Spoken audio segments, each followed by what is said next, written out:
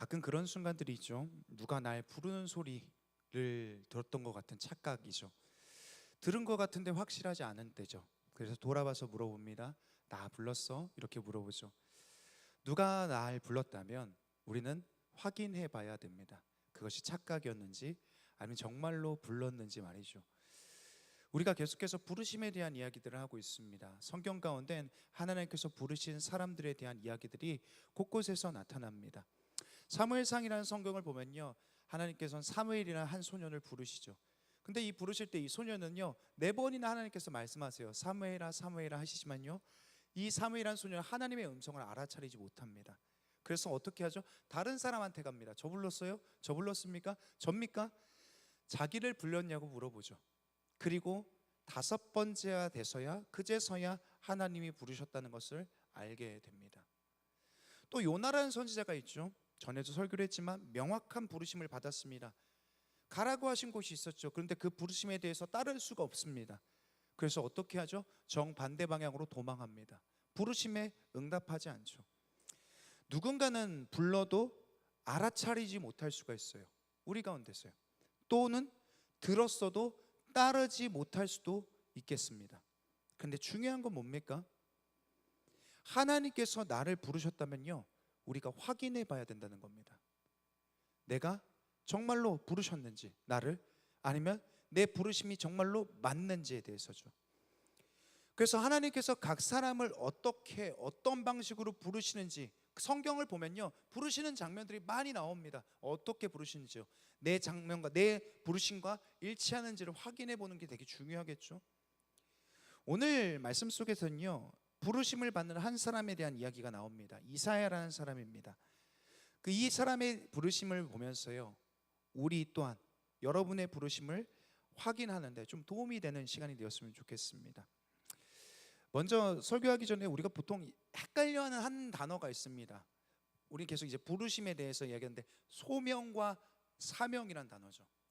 소명은 어떤 겁니까? 콜링이라고 그러죠. 소명은 외부로부터 부름을 받는다는 것을 의미합니다. 우리가 계속 이야기하는 그 부르심이 소명이란 단어죠. 하나님께서 개인을 한 특정한 목적으로 인하여서 부르셨다는 것을 의미합니다. 그런데 이건요, 누군가 한 사람이 스스로 만들어내는 어떤 목적이 아닙니다. 방향성이 아니라 내 안에서 발견되어지는 겁니다. 아, 하나님 나를 이렇게 부르셨구나. 하나님 나를 이렇게 인도하시는구나.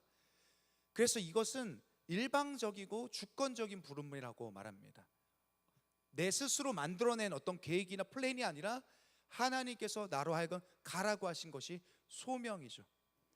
사명은 뭡니까? 미션이라고 합니다. 사명은 소명을 받은 사람이 그 부름에 응답해서 구체적으로 수행해야 할 임무나 책임을 사명이라고 이야기합니다. 소명이 왜 존재해야 합니까? 라는 것에 대한 답이라면, 사명은 무엇을 해야 됩니까? 라고 할 수 있겠습니다.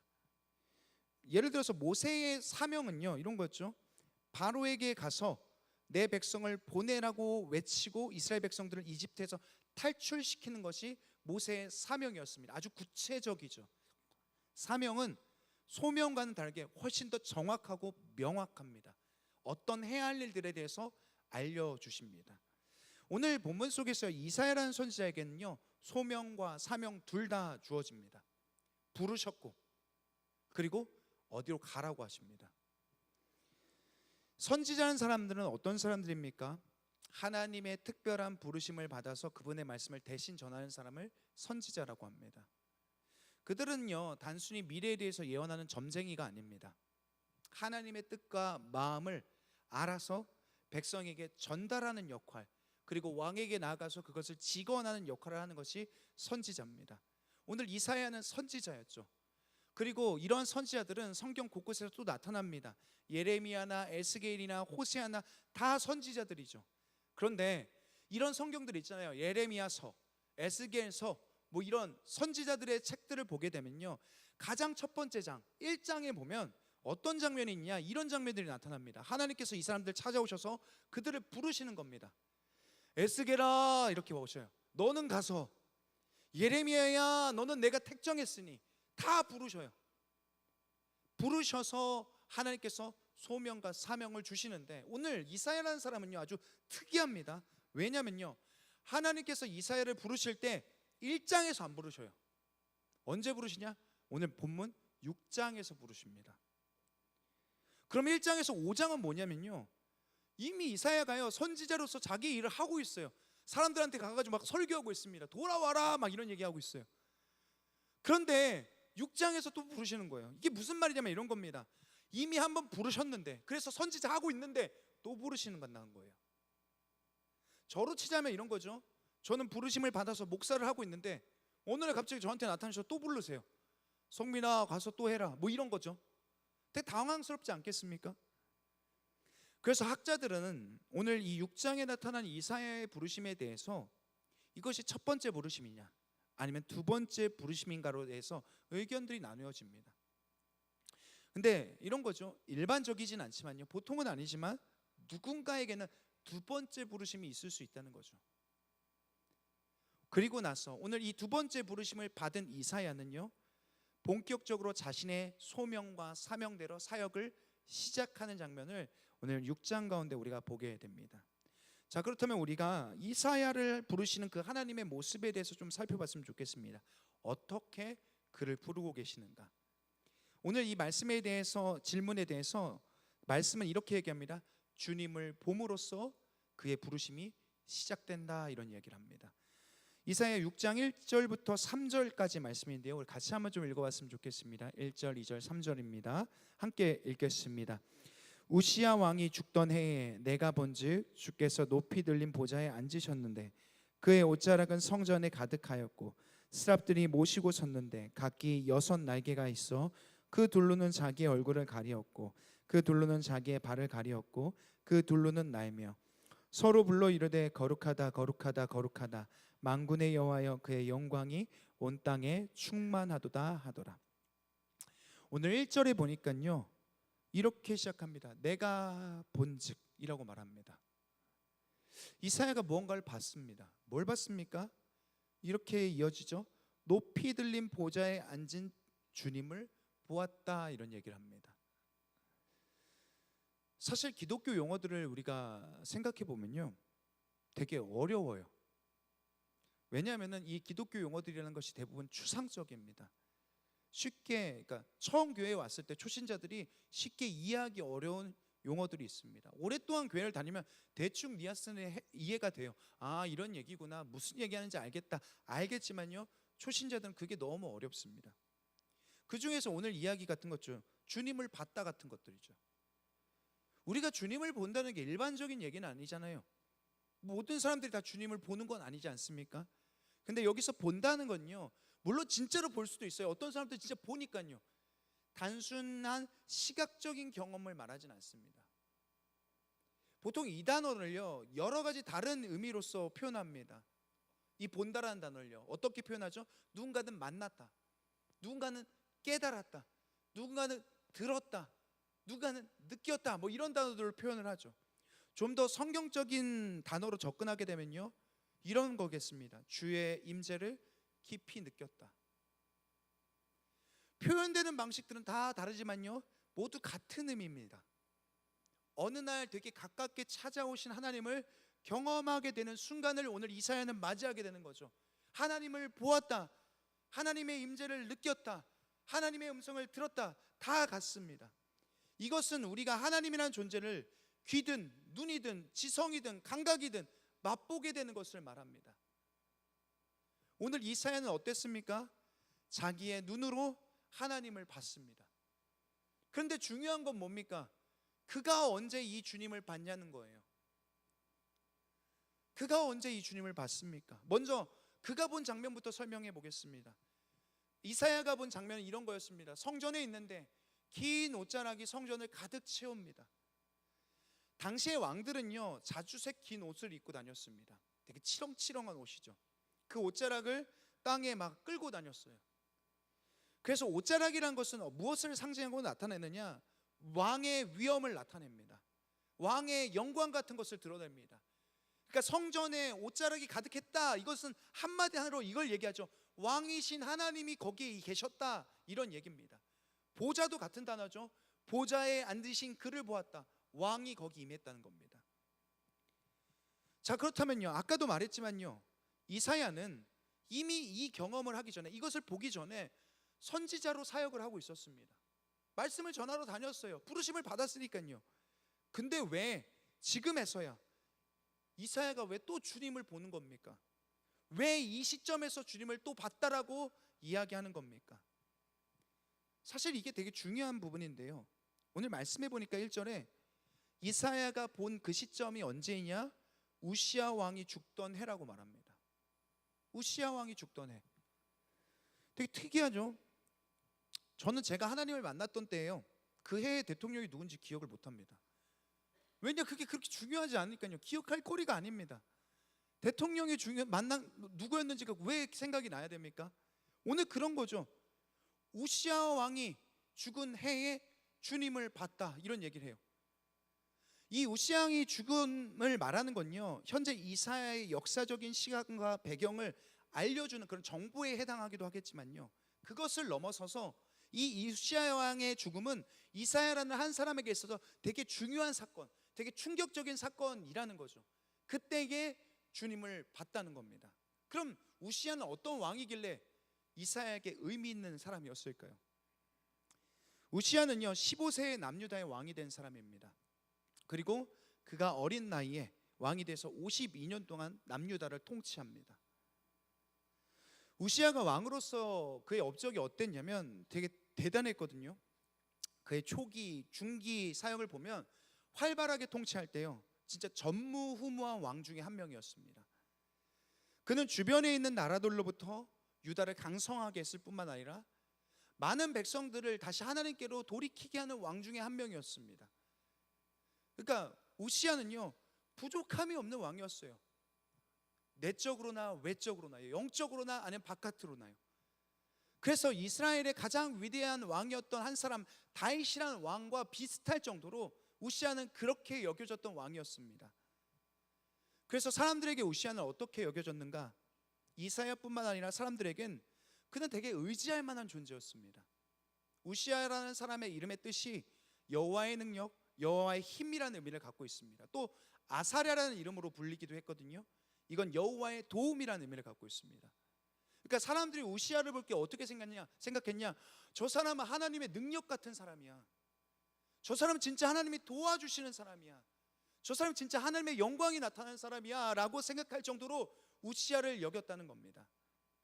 혹시 여러분 주변에 그런 사람들이 있는지 모르겠습니다. 하나님의 능력과 같은 사람이죠. 하나님의 도움이 그 사람 가운데 막 보여지는 사람들이요. 저는 과거에 있었거든요. 제가 청년 시절 때 함께 하던 사람들 중에 그런 사람이 있었습니다. 정말 눈에 보이게 하나님의 능력이 나타나요. 막 기도 인도하면, 그 사람이 기도 인도하면 진짜 끝내줘요. 맨날 은혜 받아요. 막 뜨겁습니다. 함께 사역하면요, 막 기적 같은 일들이 일어납니다. 막 능력도 있어가지고요, 그 사람이 하고자 하는 일들은요, 하나님이 도와주신 게 막 보여요. 그 사람하고 일하고 싶어요. 그 사람하고 함께 하고 싶습니다. 근데 문제가 뭔지 아십니까? 저한테 그 사람이 어떻게 되냐? 하나님처럼 보인다는 거예요. 제가 하나님이 아니라 그 사람을 찾고 있어요. 그 사람을 의지하고 있습니다. 오늘 이 우시야라는 왕이 그랬다는 거죠. 그렇게 위대했던 왕이었습니다.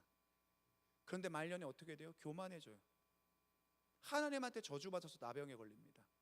궁전에서 쫓겨나서 별궁에서 삽니다.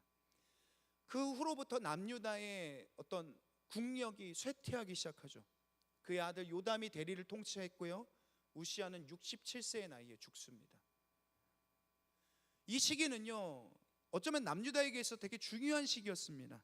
주변의 적국들이 되게 강대해지기 시작했고, 유다의 국력은 계속해서 쇠퇴해가고 있었고, 그래서 우시야 같은 강력한 리더십이 필요했던 시점이 바로 이 시점이었습니다.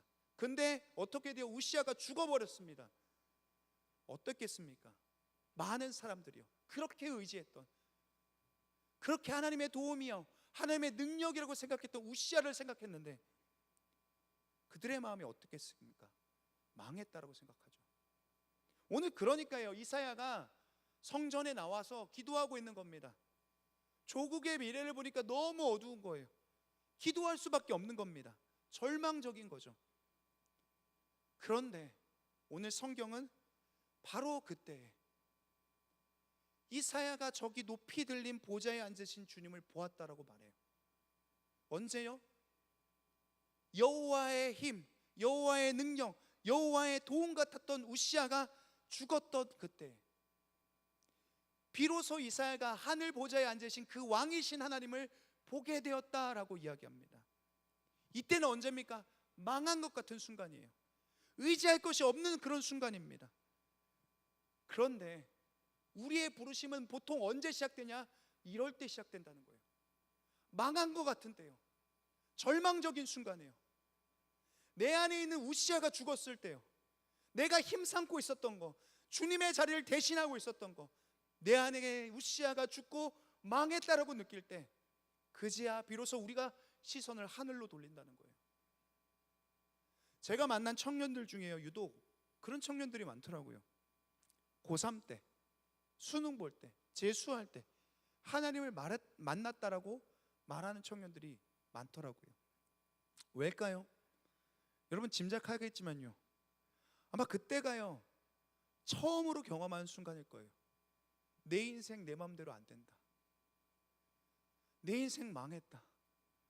내 모든 노력과 성과, 기대 한순간에 무너지는 거, 인생 참 허무하구나, 그런 느끼는 그 순간이 바로 그 시점이죠. 그 순간에 누군가 그때 하나님을 만난다는 거예요. 그래서 때로는요 우리의 삶 가운데 무너짐의 시간들이 찾아올 때가 있습니다. 불행하기도 하죠. 절망적이기도 합니다. 그렇지만 꼭 나쁜 것만은 아닌 것 같습니다. 어쩌면 하나님께서 우리에게 그런 시간을 허락하시는 건 여러분 안에 있는 우시아가 무엇인지가 발견되어지는 순간이기 때문입니다. 또 새로운 부르심을 여러분에게 주시기 위한 순간일지도 모르겠습니다. 오늘 이사야는요 그의 마음이 무너져 있을 때 주님을 보게 됩니다. 보좌에 앉으신 왕께 시선을 돌리게 됩니다. 그럴 때 어떠한 일들이 일어나게 됩니까? 오늘 4절과 5절입니다. 한번 띄워주시겠습니까? 같이 한번 읽어보겠습니다. 이같이 화답하는 자의 소리로 말미암아 문지방의 터가 요동하며 성전의 연기가 충만한지라. 그때에 내가 말하되 화로다 나여 망하게 되었도다. 나는 입술이 부정한 사람이요 나는 입술이 부정한 백성 중에 거주하면서 왕군의 여호와의 신 왕을 배웠음이로다 하였도다. 화답하는 자의 소리, 천사들이거든요. 스랍들입니다. 그들의 소리로 인하여서 성전 가운데 어떤 일이 일어납니까? 문지방이 요동했다. 지진이 일어난 거죠. 그리고 성전 안에 연기가 가득했다라고 이야기합니다. 오늘 이 장면하고 똑같은 현상, 장면이요 어디서 등장하냐면 출애굽기 가운데 나타납니다. 출애굽기 19장 18절 19절입니다. 띄워주시면 제가 읽겠습니다. 시내 산의 연기가 자욱하니 여호와께서 불 가운데서 거기 강림하심이라. 그 연기가 옹기점 연기같이 떠오르고 온 산이 크게 진동하며 나팔 소리가 점점 커질 때에 모세가 말한즉 하나님의 음성으로 대답하시더라. 어때요? 똑같죠. 출애굽한 이스라엘 백성들이 시내산 모여가지고요 그 밑에다가 텐트 치고 앉아 있습니다. 근데 그날 어떤 일이 일어납니까? 하나님이 그 시내산 가운데 임재하셨죠. 오셨습니다. 그때에 그날 땅이 요동했고 연기가 가득하고 소리가 가득하게 되죠. 이건요 하나님이 임한재하실 때 나타나는 현상입니다. 이 순간을 한 단어로 표현하면 제가 계속 얘기했지만 임재라고 표현할 수 있어요. 임재요. 우리가 가끔 찬양의 가사 가운데 부르는 노래들 가운데 이런 가사들이 있어요. 주님 이 시간 우리 가운데 함께하여 주십시오. 우리 가운데 임하여 주옵소서. 지금 이곳에 오소서. 다 이 가사들 어떤 걸 얘기합니까? 임재를 나타내는 가사들입니다. 하나님 우리 가운데 오십시오. 우리는요 이 임재를요 되게 원해요. 바라죠. 되게 가볍게 얘기해요. 주님 좀 오세요. 놀러 오세요. 막 이런 것처럼요. 노래로 부를 정도죠. 근데 사실 이건 되게 두려운 단어입니다. 왜냐하면요 임재 가운데 일어나는 일들 때문입니다. 임재의 순간에 일어나는 일들이 있죠. 오늘요 하나님께서 이사야 가운데 나타나셨습니다. 임재하셨죠. 그 순간 이사야는 어떻게 됩니까? 고개를 들 수가 없어요. 왜죠? 죽을까 봐요. 두려움이 그 가운데 찾아옵니다. 그리고 나서 오늘 이사야는요, 그 임재 가운데 하나님이 임하신 가운데 이렇게 고백합니다. 화로다 나여 망하게 되었도다. 유진 피터슨이라는 신학자는요, 메시지 성경에서 이 부분을 이렇게 번역합니다. 제가 영어로 읽어드릴게요. It's doomsday, I'm as good as dead. 무슨 얘기하면 이런 거죠. 완전 망했다, 폭망했다, 아이고 나 죽겠다, 이런 거예요. 나는 거의 죽었다, 이런 얘기죠. 여러분, 우리가 하나님의 임재 순간 가운데 들어갈 때에, 하나님을 직면하게 되는 순간에 반드시 나타나게 되는 한 가지 현상이 있는데, 그것은 무엇이냐? 바로 주님 앞에 서 있는 나 자신을 보게 되는 거예요. 하나님을 보게 될 때 나도 봐요. 나 스스로 나를 보게 됩니다. 평생요, 우리는요 한 번도 그런 의식 없이 살아갔어요. 누군가 내 인생을 안다, 누군가 내 삶을 보고 있다. 우리는요 사람들 앞에서 늘 가면을 쓰고 다녀요. 괜찮은 척, 착한 척, 그렇게 가면 쓰고 다닐 수 있습니다.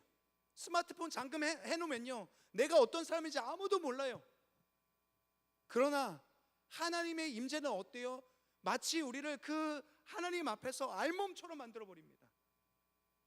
전에는 죄에 대해서 무감각했는데 그 임재를 통해서 무엇이 부끄러운지를, 무엇이 죄인지를, 무엇이 허물인지를 발견하게 됩니다.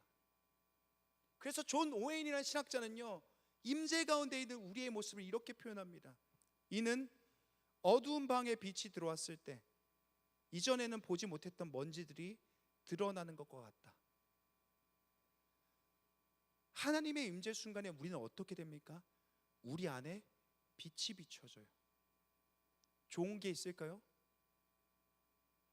아름다운 것들이 있을까요? 먼지 같은 것들이 드러나게 되죠.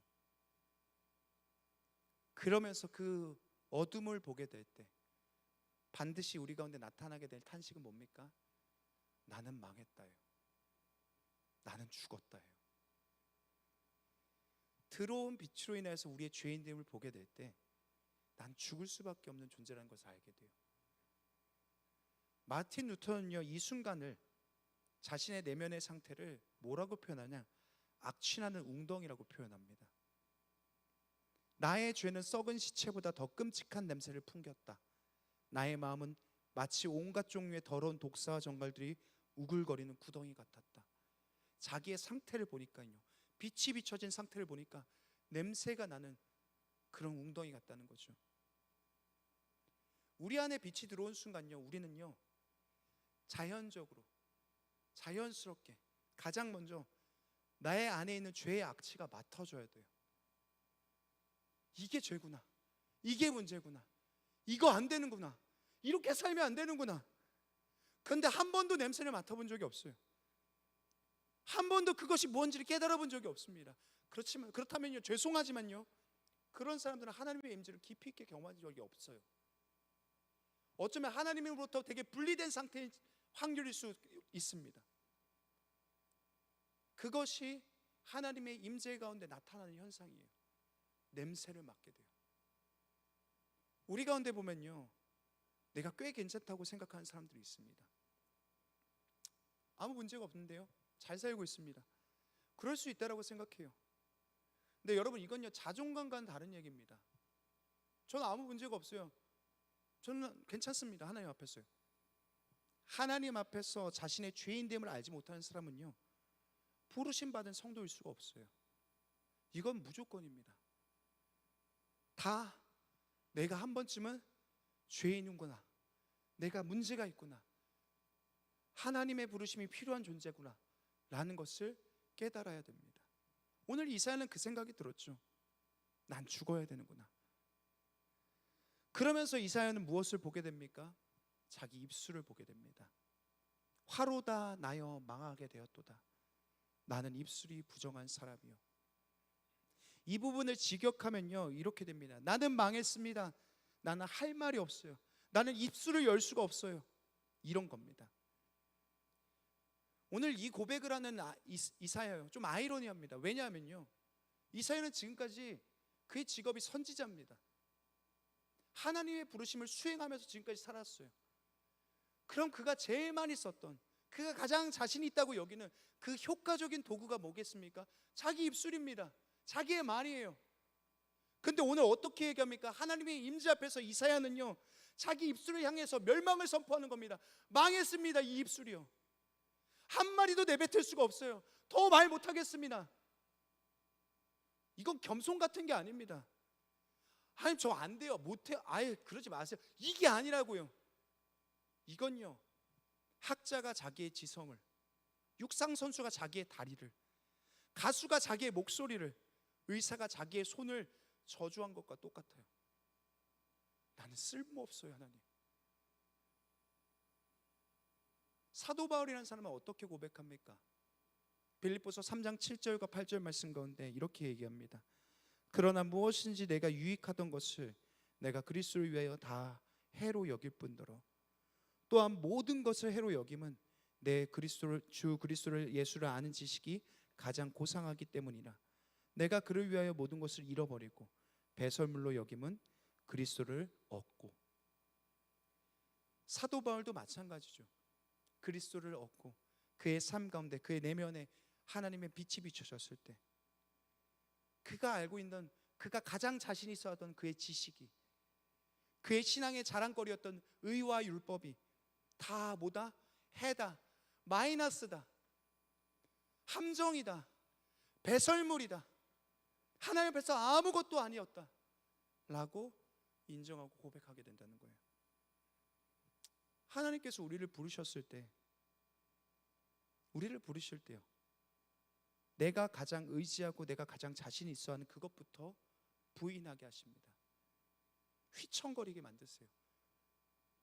결국 내려놓게 만드십니다. 이사야가 가장 의지했던 그 입술이요, 하나님께서는 그로 하여금 그것을 내려놓게 하시죠. 하나님, 저는 아무 말도 하지 못하겠습니다. 왜 그렇습니까? 하나님 왜 그렇게 하시죠? 오히려 이렇게 하는 게 더 좋은 거 아니에요? 격려해주고 북돋아줘서 너 잘할 수 있어, 너 쓸만해, 이게 더 나은 방법 아니겠습니까? 근데 그렇지 않아요. 왜 그렇습니까? 사명이라는 건요, 여러분이 잘한다고 생각하는 걸 사역하는 게 아닙니다. 그걸 시작하는 게 아니에요. 사명은요, 만약에 그렇게 시작하면요, 한껏 높아지고 교만해질 겁니다. 하나님 없이도 충분히 할 수 있다라고 여길 거예요. 유튜브 같은 거 보면요, 이런 사람들이 있어요. 나 천국 봤습니다 그러면서 사역을 시작해요. 막 간증하고 돌아다녀요. 어떤 사람 지옥 봤습니다, 지옥 본 거 얘기하고 돌아다녀요. 또 어떤 사람 주님을 봤습니다, 막 돌아다녀요, 간증하고요. 근데 그런 사람들이 하나같이 문제가 있어요. 왜 그럴까요? 낮아지지가 않았어요. 자기 걸 내려놔본 적이 없어요. 본 거 막 자랑하고 다녀요. 봤으면 못 봤다고 해야 되는 거예요. 바울이라는 사람은 어떻습니까? 천국을 봤어요. 3층 천에 올라갔다라고 기록되어 있어요. 근데 나는 그거 얘기 안 해요. 왜요? 자기 자랑 아니니까요. 사명의 시작은 뭡니까? 정말로 주님 나 아무것도 할 수 없습니다 에서 시작해요. 나 망했습니다, 나는 못해요, 한껏 낮아지는 거죠. 그게 출발 지점입니다. 오늘 이사야는요, 하나님을 만나고서 그의 죄가 드러납니다. 모든 것이 부정되어져요. 낮아집니다. 그러나 여기서 그치지 않아요. 너무나 중요한 순간이 남아 있습니다. 6절과 7절입니다. 함께 읽겠습니다. 그때에 그 스랍 중에 하나가 부젓가락으로 제단에서 짚은 바 핀 숯을 손에 가지고 내게로 날아왔어. 그것을 내 입술에 대며 이르되, 보라, 이것이 내 입에 닿았으니 내 악이 제하여졌고 내 죄가 사하여졌느니라 하더라. 하나님은 망하게 된 순간에 있는 이 이사야 가운데 그를 내버려 두지 않습니다. 하나님 아무것도 못해요, 하나님 전 죄인입니다, 하나님 전 망했습니다. 그럼 망한 대로 살아, 이렇게 안 하셔요. 어떻게 하십니까? 하나님께서는요, 부르신 그 이들을 정결케 하시는 것을 오늘 말씀 가운데 보게 됩니다. 오늘 이사야가 그렇게 얘기하잖아요. 하나님 전 망했어요, 전 죄인입니다, 전 부정합니다, 입술을 열 수가 없어요, 이게 문제예요. 그런데 어떻게 해요? 우리의 죄가 하나님 앞에 낱낱이 드러났음에도 불구하고 우리는 어떻게 하나님 앞에 자유할 수 있습니까? 우리를 보는데요, 말도 안 되는 거 아니에요? 우리를 보는데 어떻게 자유합니까? 또요, 우리가 죄인임에도 불구하고 하나님의 부르심의 사명자로 설 수 있는 이유가 무엇입니까? 우리는 죄가 많은데요, 문제가 있는데요, 어떻게 사명자가 될 수 있습니까? 오늘 이거죠. 이 장면입니다. 주께서 주를 찾는 자들의 죄를, 부르신 자들의 죄를 사하셨기 때문이죠. 부르신 가운데 반드시 나타나는 건 한 가지, 또 현상은 무엇이냐? 하나님께서 그의 죄를 가볍게 해주십니다. 자유하게 해주십니다. 죄에 얽매이지 않게 하십니다. 빛이 비춰지면 우리의 허물이 드러나잖아요. 그럼 그 허물 때문에 우리는 옴짝달싹 못합니다. 근데 하나님은 어떻게 하시죠? 우리를 거기서 해방하게 하셔요. 그게 하나님의 은혜죠. 그리고 나서 하나님께서 그를 정결하게 하시사 그제서야 이사야 가운데 주의 음성이 들립니다. 6장 8절인데요, 제가 읽어드릴게요. 내가 또 주의 목소리를 들으니 주께서 이르시되 내가 누구를 보내며 누구를 위하여 갈고 하시니 그때 내가 이르되 내가 여기 있나이다 나를 보내소서 하였더니. 때로는 우리가 사역을 시작할 때요, 어떤 사명을 감당하게 될 때 누군가는요 세상의 필요의 소리를 듣고 나간 사람들이 있습니다. 아마 여러분이 아는 모세 같은 사람들이 그런 사람들이었죠. 모세는 자기 동족들의 그런 짐진 것들, 고통당한 것을 보고 그가 나섰습니다. 20대의 모세는요, 그래서 혈기가 왕성했죠. 그들을 구원하고자 했는데 어떻게 됩니까? 애굽 사람을 쳐서 죽이게 돼서 도망자가 되어지죠. 눈앞에 세상이 아우성치는 겁니다. 세상을 보니까 막 죽어가는 사람들이 보여요. 소리가 들립니다. 물론 그것도 중요한 음성이긴 하지만 우리의 사역의 시작점은 아닙니다. 또 어떤 사람은요, 내 안에 소리치는 목소리를 듣고 나가는 사람들이 있습니다. 이런 얘기입니다. 내가 받은 은혜가 있어요.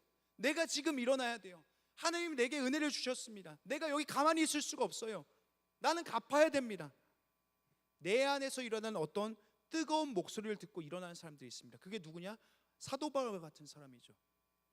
회심하기 전에 사도 바울이요, 그는 교회를 잡아 죽이려고 할 때 그걸 하나님을 위해서 한다라고 생각했어요. 그렇지만 그건 하나님을 방해하는 일이었죠. 중요한 건요, 목소리를 들었다, 음성을 들었다, 어떤 내면에 어떠한 외침이 있었다, 그것이 중요한 게 아니라 누구의 목소리를 듣느냐가 중요합니다. 오늘 이사야라는 사람은 어떻게 시작합니까? 자기 안에서의 소리였습니까? 아니면 외부의 소리였습니까? 아니요, 주의 음성이 들렸습니다. 누가 나를 위해서 대신하여 갈고. 아마 여기 있는 대부분들은요, 여기 3분의 1 이상은 교회 내에서 또는 교회 바깥에서 여러 가지 사역들을 감당합니다. 리더든 교사든 임원이든 팀장이든 엔지니어든 반주든 그 밖에 등등 여러 가지 것들이요. 근데 여러분이 맡고 있는 그 일들이요, 그건 누구의 소리 때문에 시작했습니까? 누구의 소리를 듣고 여러분이 그 일들을 결정하고 시작했습니까? 세상입니까? 아니면 여러분 안의 소리입니까? 아니면 어떤 다른 방법이었습니까? 때때로 청년들 가운데 이런 청년들을 경험해요. 되게 안타까운 청년들이죠. 아주 어린 나이에 자기의 부르심을 확인하지 않은 채 사역을 그냥 시작하는 거예요. 여기서 봉사해, 여기서 일해, 우리랑 같이 하자. 그래서 어떻게 해요? 왜 거기 있는지 자기는 몰라요. 매년 해가 되면 자동으로 갱신돼요. 아, 내년에 또 하고 또 하고 또 하고, 부르심 없이 그걸 해요. 자기의 사명을 확인하지 않은 채.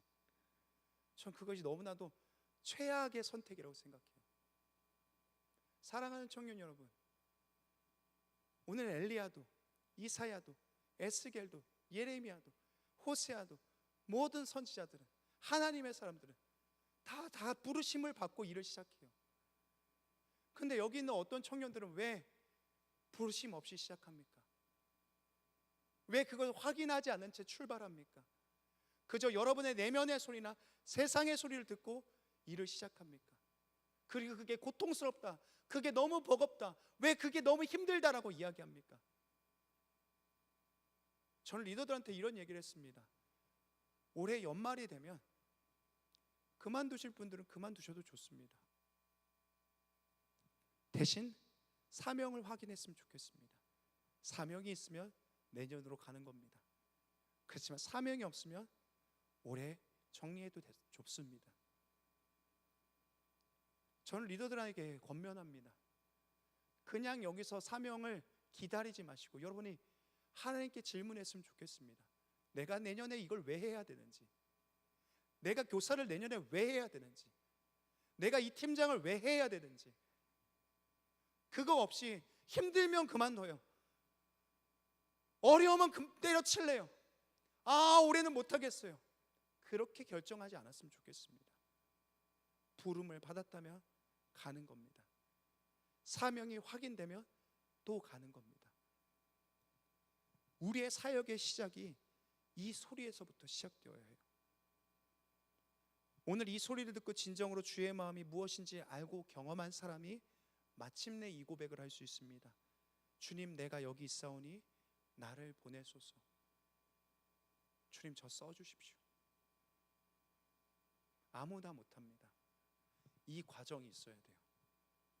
하나님을 보고 그의 빛이 우리 가운데 비춰지고 나의 연약함이 드러나고 나의 자랑이었던 것들을 내려놓고 또 하나님 앞에서 우리가 이 소리를 들었을 때 비로소 나를 보내소서 이야기하게 되는 겁니다. 오늘 이사야는요, 하나님의 부르심을 받은 순간이 있습니다. 망한 것 같은 때였죠. 절망적인 상황이었습니다. 그런 그가 어디에 있습니까? 성전 안에서 하나님을 찾고 있었습니다. 우리는 망한 것 같은 순간에 어떻게 합니까? 자포자기하고 내려놓고 포기하고 자기의 살 길을 찾아 떠납니다. 이사야는 그 순간에 하나님께 나와 간구합니다. 그의 조국을 위해, 그의 나라를 위해, 그의 백성들을 위해. 그때 하나님께서는 새로운 소명으로 이사야에게 주십니다. 그를 다시 부르시죠. 그리고 더한 능력으로 그를 붙잡아 주십니다. 사랑하는 청년 여러분, 오늘 이 자리에 있는 청년들, 부르심을 이미 받은 사람들이 있습니다. 이미 자신의 사명이 무엇인지 알고 있는 사람들도 있습니다. 또 어떤 이들은 이 부르심을 확인해야 되는 사람이 있습니다. 어쨌든 오늘 이사야와 같이 여러분이 확인해야 되는 그 순간 가운데 주님 앞으로 나아갔으면 좋겠습니다. 성전 가운데 주 앞에 나아가 그의 부르심을 확인했던 것처럼 여러분의 삶 가운데 하나님께서 여러분을 뭐라고 부르셨는지 그냥 이유 없이 여러분 태어나게 하신 건 아닐 거잖아요. 이유 없이 여러분을 여기까지 성장시킨 건 아닐 거잖아요. 분명히 여러분을 부르셨고 여러분에게 맡기실 일들이 있습니다. 그것들을 확인하는 여러분의 삶이 되길 간절히 축원합니다. 우리 함께 찬양하고 기도하겠습니다.